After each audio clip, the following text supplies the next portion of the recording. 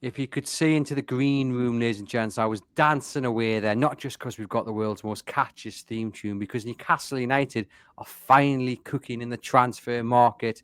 They've signed the central defender they've long courted, and now closing in on Jacob Ramsey from Aston Villa. And Johan Wissa as well, we believe, should be through the door by the end of the week. So things are looking rather rosy ahead of that game against Aston Villa. Maybe I'm just a little bit too optimistic and positive this morning. John is looking at me like I'm a crazed man. We are recording this on Wednesday morning. You'll not hear it or see it until Thursday. So who knows? All those wonderful deals I've just talking about could collapse at any moment, but I'm not sure they will do. John, welcome back to the podcast. You well? How are you keeping? I am. I'm slightly improved with the news that we're managing to get our backside into gear in the transfer market. Although it must be said, and I'm all for Chow arriving, I'm all for Ramsey arriving. We'll have 4 players in this summer, but we've still got a little bit of a problem, I think, at centre forward. And it's not just Isak, it's what happens when we haven't got Isak. And if that's not addressed by September 1, we could still be in trouble. But let's not be pessimistic. Let's be optimistic. After all the long wait of the summer, 3 buses come along in one go. I'm pleased for that. I really am pleased for that. I had to look at the midfield situation because no Willock, no Longstaff long term. Willock short term with an injury, but he's always injured. We needed somebody in there. But by Jove, we've still got a centre forward problem, haven't we? We have, and this is the match preview, and we are predominantly going to talk about the game against Aston Villa at Villa Park on Saturday. But we are going to start with Alexander Isak just briefly because I'm sure everyone's sick of hearing about it, and it is a very dangerous game to try and talk about 24 hours before the episode goes out. But as time of recording, John, Alexander Isak has reportedly made it clear to the club he does not want to play for Newcastle United again. The same question that I've been asking for the last couple of weeks is there any way back for him? I said last week and the week before, definitely isn't. There certainly isn't now.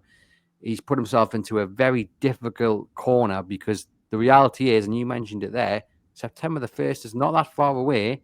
No. Liverpool don't look like they want to play ball at the moment and pay what he's worth. He could have no option but to grovel and apologise and keep everything crossed that Eddie Howe accepts it come September the 1st. And when he does that, he's got to still face the Newcastle United fans who absolutely adore the heroes. Nobody adores a hero more, but nobody gets more angry at people that we feel have let us down than Geordie's. And he has let us down big time. He has burnt every bridge and every boat that's possible. And it's almost impossible to see a way back from him, to be truthful. He's gone to such lengths that ex-footballers, the length and breadth of this country, from Paul Merson to Alan Shearer to Bangladesh to everybody, to Sean Wright Phillips, everybody's condemned them, and they're footballers who would normally take the part of footballers. Yes, we've had the odd person supporting Isak in the stand. Michael Owen, for example, what a surprise there. I mean, if anybody can endear himself to Geordie's, Michael Owen can't he, by taking Isak's side? But I mean, it's not for me that he wants to leave as much as the way he's gone about it. That's the thing that is sickening me. He could have still left here as a hero, and with all his goals per game ratio, he would have been a hero for all time. But no, he's chose to go this back. I think his agent is absolutely diabolical, and I think has got to carry an awfully big can here. But it's no. But at the end of the day, is the tail wagging the dog or not? But his agent has got a reputation on the continent of upsetting football clubs and upsetting situations an awful lot. And I mean, Don Hutchinson, who's a Gateshead lad, although he played for Scotland through his dad, has actually gone into print and said that if he was playing today, he would sack Isak's agent and for the bad advice he's given. He's given him the advice not to leave, you can understand that. But to encourage him to go about it the way he's gone about it is awful. But Isak's got to carry the can for that because the ultimate decision says. And I find it very difficult to find a way back for the lad, which makes me think that if we can get somebody in the door, we're getting loads of people in the door, but we haven't got an Isak replacement in the door. And if we sign Wissa, he's not a replacement for Isak, although he can play centre forward and very successfully with the goals he scored for Brentford. But he's a replacement for Wilson. So we still haven't got somebody through the door, and we're running out of time. But if we could get quality through the door, I would be happy to see the back of Isak now, because quite frankly, there was not a greater fan of the athlete than me. But I've lost all respect for him over the way this has gone about, Andrew. Yeah, it's been a bit of a disgrace, hasn't it? I think we look back at the start of the transfer window and people agreed there was definitely 4, possibly 5 positions that Newcastle needed to fill before this Isak saga broke. And should they get Wissa in, should they complete the deal for Ramsey, you would argue that actually those key positions have been filled. And what that gives Newcastle is 2 weeks, a little bit over 2 weeks, to then go out and find that Isak replacement, and kind of not have to be kind of splitting their focus, thinking, "Oh, we still need that centre back in, or we still need that winger in." If they get Wissa and Ramsey by the start of the season, which is looking likely, then it does give them a clear road to find that Isak replacement. Who that will be, your guess is as good as mine. It'll have to be someone who isn't as good as him, but alongside Wissa can collectively elevate Newcastle to a better position, and they get a bit of money in the pot as well, and they get rid of Isak and his disruptive character. More on Isak in a moment, because it does lend itself to an important question or two when it comes to the preview. But just on Jacob Ramsey, John, at the time of recording, that deal is pretty much all but done. Obviously, he'll have to go through his medical and such. But again, a man that Newcastle United and particularly Eddie Howe have liked for a long, long time, 24 years of age. And it's not like, John, that he's not been a first-team regular for Aston Villa. He has been used last season. He played 29 times in the Premier League, 5 in the FA Cup, and 10 times in the Champions League. So he was a regular. I wonder whether the thought of getting £40 million for him has been enough for you, Henry, to say, "You're a good player, son, but that £40 million helps us in the PSR battle."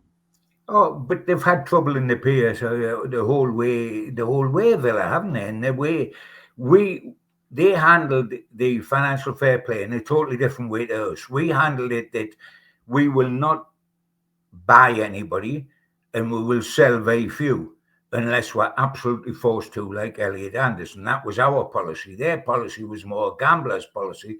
We will sell big players, like the guy that sold into Italy, and Duran that they sold to the Saudis, and maybe now Ramsey. There was talk of Watkins, there was talk of McGinn. They will sell big players to buy big players. Whereas we tend to make it a bit more concise than that. They have to sell somebody. And they've been looking around to sell somebody. Was that somebody going to be Ramsey? Was it going to be Ollie Watkins? Was it going to be John McGinn? But they were going to sell somebody to give. Was it going to be Martinez, the goalkeeper? They have to sell to give them wiggle room to buy. They've gone about it in a totally different way to us. Ironic, isn't it, that we're sitting here on the virtually the eve of a new season, talking about transfers, and we're talking about signing Ramsey from Aston Villa, who will play on Saturday, and then Liverpool are talking about signing Isak from us, who will play in our first home game of the season. So it's quite incredible that all the transfer activities involving the two teams we are playing, first and foremost. But I'm still, I am elated. I've been given a lift by what's happened. But the biggest situation is still in front of us with only days left to go. What is our centre forward position, both in and out? That is still major, because I tell you what, we are going to go to Aston Villa with 3 wingers across the front of the pitch for us. And, that doesn't spell goals on a regular basis. It spells one-off goals, yes it does, but not on a regular basis. We have got to get that centre forward situation sorted, whether it's somebody in and Isak sold, or What can we do with Isak after September the 1st? The major problem, let's not kid ourselves, the major problem remains, but we are getting help elsewhere, and that's good to see. Certainly is. And that leads us on to probably the first important question about Saturday's team, although I think the answer is pretty much a given if you consider the current circumstances. And it is who starts up front for Newcastle United. And it's going to be Anthony Gordon. According to Transfer Market, he's played 15 times in that position across his career, scoring 5 goals. I watched him in that position against Atletico Madrid on Saturday, John, and I thought he looked full of energy, full of running. He looked up for it as well. I think his kind of the questions of his attitude and approach that we saw asked at the end of last season. I don't think he was fully fit, to be quite honest with you. I think it was a good viewing on Saturday to suggest that hopefully that's all behind him now. He is going to start up top. Obviously, like you said there, it's not ideal. I was watching and I was thinking, yeah, you're full of running. Your legs look good, but you're not holding your line like an out-and-out centre forward. Elanga was getting down the line, putting the ball in, and there was no one to hit for because Anthony Gordon was a little bit outside of the box. And I think as much as he'll try and put everything into it, you're going to find those flaws in his game because he's not an out-and-out centre forward. But John, what option does Eddie Howe have? Oh, I mean, yes. I mean, I don't hold it against the lad. He's an outside left, has to play centre forward, and he'll play it. He played it successfully, a false 9 for England in the age groups, if you remember, and he got player of the tournament. But it's not his position, and we can't judge the lad on that. By the way, the perfect example, you were saying, can we get Isak back in the fold? The perfect example, Isak should look at Gordon. Gordon's head was turned by exactly the same club, Liverpool. He was absolutely scrambled, and his body language was a disgrace at times last season, and certainly as the season ended. He was suffering in exactly the same way as Isak was suffering. And I tell you, I looked at both Gordon and Isak towards the end of last season, and we had no hint of Isak at that time being the way he is now. But I looked at them and I thought, they're not right. And it's not, it's always injuries officially when somebody's not right. But it wasn't. The injury was between the 2 years. The head was scrambled by Liverpool and by Arsenal originally with Isak and then by Liverpool. But he's come back from that magnificently, and his head's clear of all the fog, and he is really back to his vibrant best in the way he's attacking games and playing games. He's just unfortunate for him, he's got to play centre forward. I must say, and by the way, in Gordon's defence, while he went through this period of his mind being scrambled, and when he went through the period where his body language was atrocious and he wasn't his vivacious best, he never threw the toys out the pram in the way Isak did. He never went on strike. He never said terrible things about the club through his agent or through his actions, if not through his mouth. And therefore, there was a way back for Gordon always. There appears to be very little way back from Isak. Isak has admitted now through third parties and through his agent that last season he was letting Newcastle know after the League Cup final that he was wanting to go. He was coming out in that period after scoring the winning goal against Arsenal, etc., on television and saying, I love to play in front of these fans, I love my teammates, and I love this club. And all the time he's agitating behind the scenes. I mean, it is absolutely a nonsense. Well, that's allegedly still. That's obviously been briefed from the Isak side of things, and Correct. we haven't yet had any response either on or off the record from. But by the way, it's not done Isak very good, that briefing, because it makes him look two-faced. I'd be intrigued to know the true story, because if you look at the celebrations against Everton when it was announced Newcastle had qualified for the Champions League, didn't look like a player who wanted to leave, And I think it's interesting as well. And again, we don't know the full details, but if you've told the club that, if you've made your intentions clear, you wouldn't be putting yourself forward to be part of the kit launch and everything as well. Because I think if you're acting like you are now with that intention of pushing through a move so vigorously, then I think your character would lend itself to say, well, I don't want to be part of any promo. and I'm certainly not celebrating the way I was on the last day of the season. Do you know what I mean? I think it's he says, she says sort of thing, isn't it? But anyway, enough of Isak. But Go on, John. for me, Andrew, he didn't put himself forward for the promo. Newcastle told him he's a top scorer. They wanted him on the promo, and he hadn't the courage to say no, because at that stage he didn't have to rattle boats. By Jove, if he was asked now, do you think you'd say no? I bet he would. He didn't put himself forward for the promo. Newcastle did. They're bound to put the top scorer on. But in Newcastle, the one thing Newcastle did wrong, if they did anything wrong, and it's very minor compared with Isak, but they used his 3 years on his contract as a comfort blanket. When in fact, they pull the comfort blanket away, it's a bed of nails, because it was not. Newcastle thought they could ride out any little friction, any little head turning of Isak, the way they rode it out with Gordon. They felt they could ride this out, and they didn't take it seriously enough to head off the trouble at OK Corral. And it's developed into what it is. It's not their fault, it's his fault, and it's Liverpool's fault to an extent, although that's a football law of the jungle, because that's what teams do. And you think we have not tried to do that a little bit with Brentford? It's what teams do. But I think Newcastle were a little bit complacent. We've got it, certainly in Saudi, if not Eddie himself, because I think Eddie's realistic. But in Saudi, their attitude would be, we've got this guy on a 3-year contract. He's going nowhere. We don't want him to go nowhere. End of. But of course, it isn't end of if you start doing what Alexander Isak's currently doing. Yeah, it's one that we hope ends sooner rather than later. But yeah, Anthony Gordon, the man to start up top. Just before we get into the rest of the positions, and the goalkeeper is the other big question.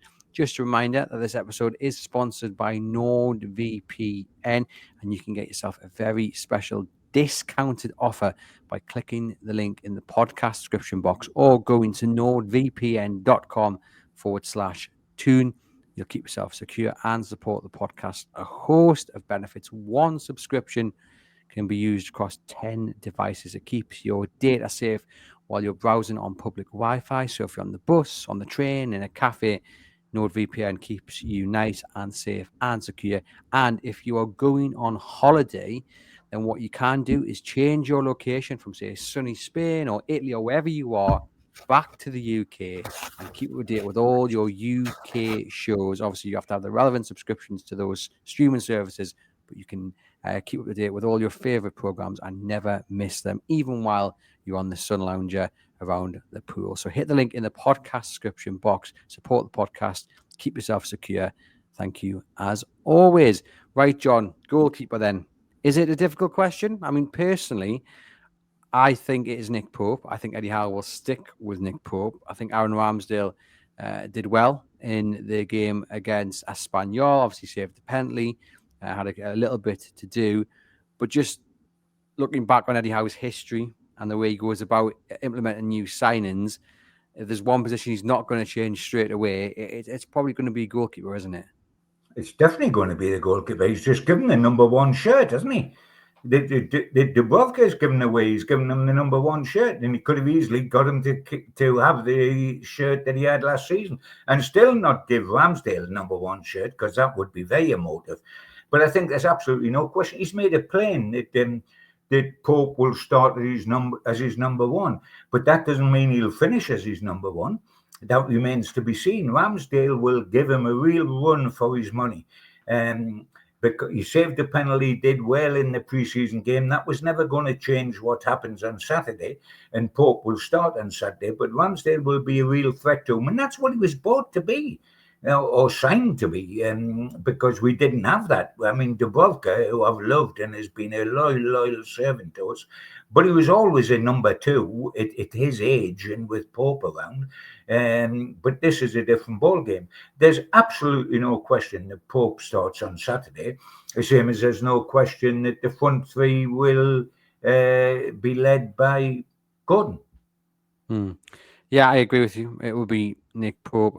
As you said a couple of weeks ago, John, it's his position to lose. But Correct. like you, a few people have got in touch with me and said that it will be Pope, but by Christmas, Ramsdale will be the starting keeper. That's from Samir. Michael's got in touch to say, I would like Ramsdale starting goal, and more than likely it will be Gordon up front. Element of surprise, which Villa wouldn't expect, would to be play Park alongside him, which I don't think will happen, although he has impressed the young South Korean winger, but he won't be starting. He might be on the bench, who knows. We've got Ryan saying Ramsdale, I would like him to start. Villa will press us high, so a lot of balls going back to the keeper. And then up top, he wants Wissa in, although I think if Wissa signs before Saturday, he certainly won't be starting because he's catching up with pre-season. Number 16 says Nick Pope, be unlike Howe if he started Ramsdale.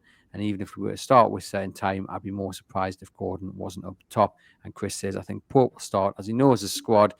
And then we've got Jason Toon here. He's had his Weetabix today saying, Isak to apologise this afternoon, starting in a 4-4-2 with Wissa, Ramsdale in goal, and gets a clean sheet. I have to say that it's never going to happen in a month I of was good. Sundays. I like the optimism. Did that guy send his address? Was it Fantasy Island? Yeah, I think a bit tongue in cheek, but yeah, I think everyone is in agreement that Nick Pope will be Eddie Howe's first choice. Although I do think Aaron Ramsdale will have the vote of some. But let I, us know in the comments your thoughts. I think the only position that's up for genuine debate, because by the way, I don't think Chow will start its centre half because they'll go Shaw and Byrne because of what was done last season. And if the stats, and you're a big stats man, Andrew, and I'm not, but I'm going to give you some stats here. The stats show in our last 9 visits to Aston Villa, we've only won 1. We've drawn 3 and lost 5. We've scored 5 goals in those 9 visits to Villa Park. 2 of them were own goals, and all the other 3 have been scored by Fabian Shaw. Not a forward. We haven't had a forward scoring the 9 goals in the 5 games over 9 games. 5 goals over 9 games. Fabian Shaw scored 3, and the other 2 were own goals. He scored in our only victory, which was the season before last, 3-1 down there. He scored 2. So he's got horses for courses. Fabian Shaw plays, but I think he would have played anyway. Chow's just come to us. It's another one like Ramsdale and Pope. Lots of our fans are expecting Ramsdale to end up as our number 1 goalkeeper, and a lot of people will be expecting, and me included, long term, that Chow will replace Shaw at some stage this season. But for me, the only, and this is only my opinion, Andrew, the only position up for debate on Saturday is outside right. Is it Jacob Murphy or is it Elanga? And I would go with Elanga. My reason for that, because that would be your next question, why? What Jacob Murphy did last season, I think, was absolutely fabulous. And he has scored pre-season, and we know what he is, and he's top man. Newcastle still believe that they could improve on Jacob Murphy. They talk about competition for Jacob Murphy, but they actually think privately that they can improve on him long term. So you spend £52 million on Elanga. Now, Newcastle fans, the bulk of them had a look at him in the home game at the weekend there for the first time, because if they haven't been away, and were sort of gasping at the pace that he showed. And he's a really, really exciting player. Now, Villa, as you said earlier in this podcast, will press us high and go at us, etc., etc. So we have got to be top of the range on the counter. And is there anybody better at playing the counter with his blistering pace than Elanga? He made Forest what they were last season and got Chris Wood an awful lot of his goals by his ability for the transition from defending to attack. He gets you up the field so quick. Running with the ball, he's quicker than some people running without it. And the way we will have to play the game at Aston Villa will shoot Elanga down to the ground. I personally hope he begins with Elanga. I can easily be persuaded that Eddie Howe would go play the loyalty card as he will with Pope and as he will with Shaw, and could do that with Jacob Murphy. But I would like to see Elanga, because in any case, I think this game's made for him. No, I agree, and that's what impressed me, as I said, on Saturday against Atletico Madrid. His pace and a want to beat the fullback, but also the ability to do so as well. It's just a shame that we won't have an out-and-out striker in the middle to aim for, but hopefully Anthony Gordon can put them crosses away. I'm going to continue with some stats then, John, as you've led me down this road. So Aston Villa beat Newcastle 4-1 back in April, obviously at Villa Park, but haven't won consecutive Premier League games against Newcastle since completing the double over them in 2004-2005. Newcastle have lost, as you kind of just referenced there, John, 5 of the last 6 Premier League away games against Aston Villa, with the exception being 3-1 victory back in January 2024. Newcastle, though, have got a decent enough opening day record. They've won their opening league match in each of the last 3 seasons more times than they had in the previous 14 campaigns combined. However, Aston Villa are unbeaten in the last 21 home games in all competitions, winning the last 8 in a row, which is their longest run without defeat at Villa Park since May 77. So there's some stats for you, John. Write them on a piece of paper and hide them in the bin. Kieran Trippier will likely start at right back, Livramento left back. And I think we just have to briefly talk about Trippier, because he's had this kind of, what would it be now, 4th wind, 5th wind maybe, but I've been impressed with him during pre-season. I never thought I'd say that. Obviously, if Lewis Hall was fit, it would be a different conversation we'd be having, because it would be Tino on the right and Hall on the left. But I'm happy to see Trippier start at right back. I think he offers that experience. I think he's been very clever in the way that he's adapted his game, because he kind of understands his pace is gone. But what he can do going forward in terms of the passing range, the balls into the box, I mean, that could be crucial, couldn't it, on Saturday? Yeah. He's always had a big heart and been very much a team player. He prides himself on that. He's 34. The future's obviously Livramento and Hall. Hall's nowhere near match fit. He couldn't last 90 minutes, that's for certain. He's just had a fleeting appearance after his long injury last season, hasn't he? And I think, like you, he will be introduced via the bench to get a few more minutes, if you like, maybe almost half an hour, depending on how the game's going. But he can't start. But he will be in the side regularly shortly. In the meantime, it'll be Trippier, who was 34. He's had so many chances to go elsewhere to see out his career, hasn't he? From Bayern way back, and then Saudi, and then and now Monaco, and etc. But we're wise to keep him. He's got an extra dimension to Kraft, who can play right back. He's much better and more inventive and creative going forward than Kraft is. Kraft will do a great job defensively, but he hasn't got the range that Trippier's got. So I'm happy to have Trippier, and we should keep him for this season. It'll be a different ball game in a year's time, 35, and his birthday rapidly coming on again. It'll be a different ball game. But right now, we need him, and I do think he'll start at Villa, as you were saying.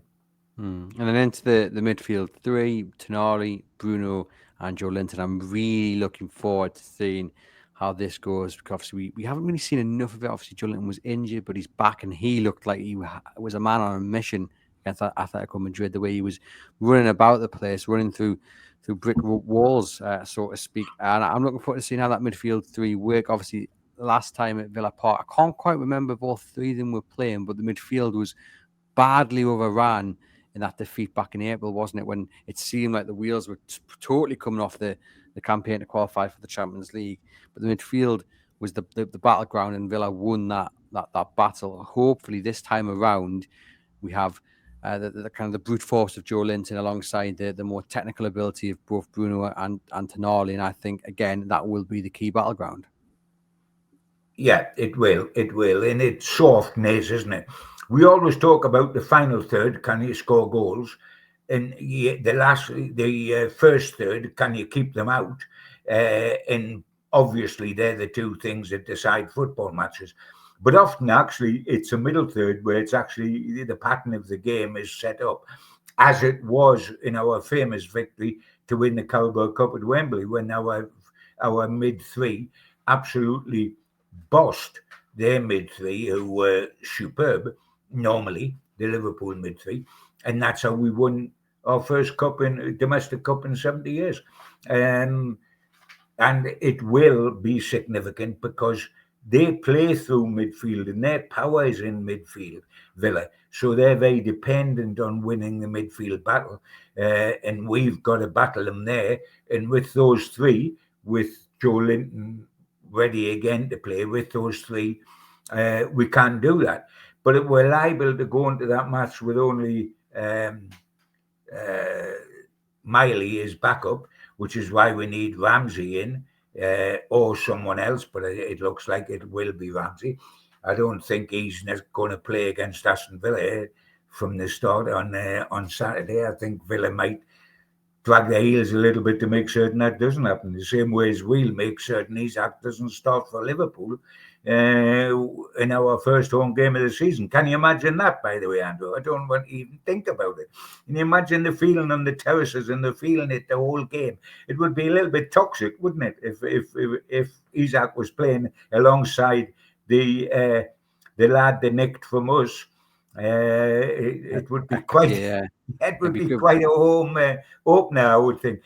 We have got a difficult start. Before the Isak business raised its ugly head, we had a bad start we had a tough start, to the season away to Villa, home to Liverpool. It's harder to think of a tougher start without a centre forward, which was certainly going to be the situation at Villa and could well still be the situation at Liverpool, although I would like to think we'll at least have Wissa through the door and training, but he's chronically short of match practice, as Isak himself is. It's going to be tough. Without a centre forward, it's going to be tough, and we certainly won't have a centre forward at Aston Villa. Aston Villa have signed a new centre forward, Gibson, who scored, I think it was 17 goals last season in Liga, and his only prolific season of any note, but they've splashed out £30 million on him. And actually, I think it's a potentially a really good buy. One of those where, you're a club who wants to get into the top four, battle for Champions League football. You need that striker, and he's not been courted by any of the so-called big clubs like Newcastle and Liverpool battled out for their new striker, so to speak. And I think he could prove to be a great sign. I just hope he has a really bad debut, to be quite honest with you. He looks a dangerous player. And they've still got Ollie Watkins, Andrew. Yeah. So it's going to be interesting. But I mean, the whole Watkins scenario, looking from the outside in, he doesn't look too happy. He's been linked to Newcastle. He's been linked to other clubs. So it's going to be interesting to see what happens there. But, they have not done too much in the transfer market, but what they've done on the other side, they've not really lost anyone other than maybe Ramsey coming up. They are a dangerous side with a good manager, good attacking players. We've seen how good they can be in the last few seasons. They've seen how good Newcastle can be as well. It's one of these games where you can't really call, I don't think. Well, you can, but you mightn't be right. What do you call it? It is a tough game. They will be without Martinez, of course, because he's suspended. Another one, they've always got to sell a big name. And was it going to be Martinez? Was it going to be Ollie Watkins? It can now be Ramsey. It could have been McGinn. There's always talk that a big name will go. Martinez looked as if he was going, but then all of a sudden the PSG goalkeeper has become the number one transfer target for Man United and Man City, and it's no longer Martinez. Martinez can't play against us anyway because he's suspended.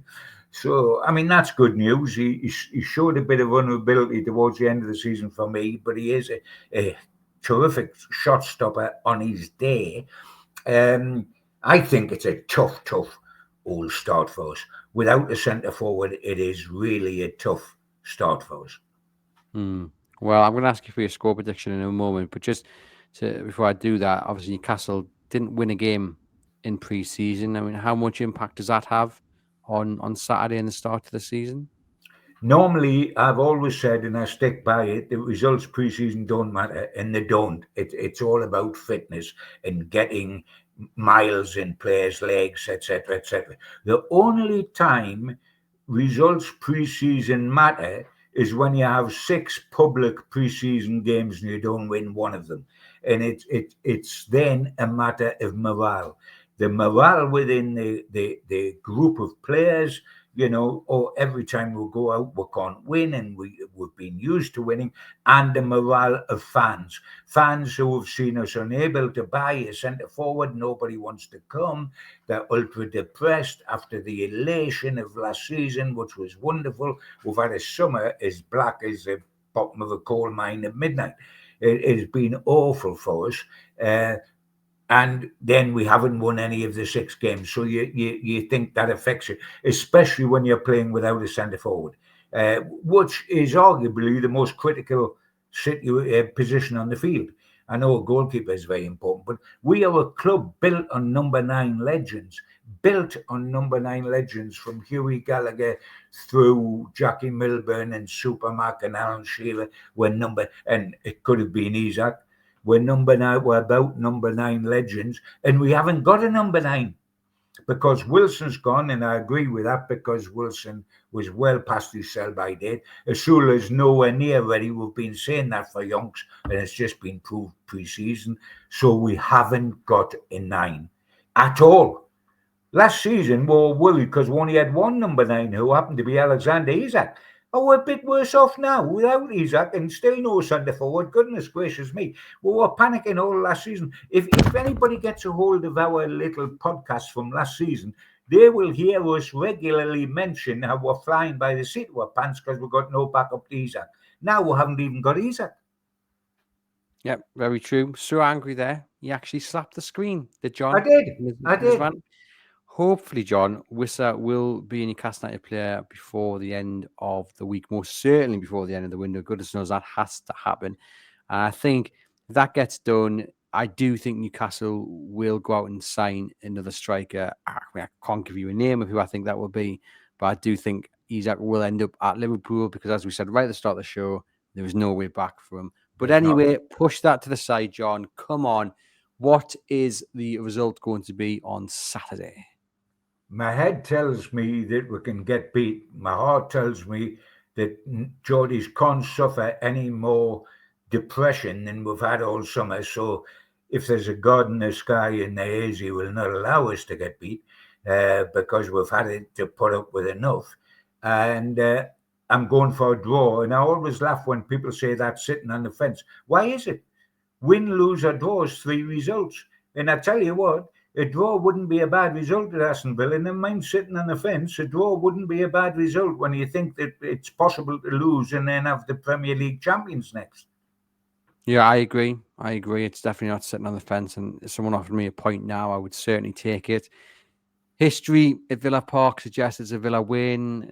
Obviously, the distraction of Isak as well hasn't helped. The lack of a centre forward as well. I can understand why the sensible man would suggest that Aston Villa win this game. But like you, I'm going to go for a draw. I think, if anything, the whole Isak situation and what has turned out to be so disrespectful, not just to the manager, but to his teammates as well, will hopefully serve as added motivation. And actually, people have got to remember, towards the end of last season, he was so absent. It was unbelievable. And those players had to get over the line into the Champions League without Alexander Isak. They've proved they can do it. Yes, it's not the ideal situation, but I'll go for a draw, John. We'll start the season without defeat, fingers crossed. You guys can keep up to date with all the latest transfer news via Chronicle Live and our live blog on Saturday. And make sure you do click on the live blog because it's Aaron Stokes' last shift here at the Chronicle. He's covering the game against Aston Villa, so I'm sure he'll sign off in some wonderfully Shakespearean nonsense way. But do keep up to date with the match. Do the live blog. Do get NORD VPN as well on your devices by clicking the link in the podcast description box. And from myself and John, I'm going to be looking forward to next week's preview. I'll tell you that much, John. Can't wait for it because it's Liverpool, isn't it? But we'll deal with Villa first. You looking forward to that one, though? Go on. I was just good. I tell you what, if we get a draw at Villa and we'll put up Liverpool's bait, and I would love that. As Kevin Keegan famously said, love it, love it, love it. And this is the one team I would definitely love to beat in the current situation with the TKA, with Isak, with what they did with Gordon. I've had a soft spot for Liverpool and for Scousers, but the soft spot now for the match that's coming up is a bog in Ireland. And I think that we owe them one big time. But first things first, Aston Villa, let's go and come back not with an empty kit bag, at least something in it. A point would do me. 3 points, I would be ecstatic. But for 3 points, who's going to score the goals to get with those 3 points? I'll settle for a draw right now, but please let us not have a defeat. That's the main thing. And then we'll get together next week, and I think the smoke will be coming out both ears. Yeah, well, we'll see what happens. With fingers crossed, Newcastle can surprise both me and John, and maybe you guys as well, and pick up a victory against Villa at Villa Park. Do it, subscribe, do get into the comments, do leave us a rating and review as well. And as I said, from me and John, we will see you guys next week.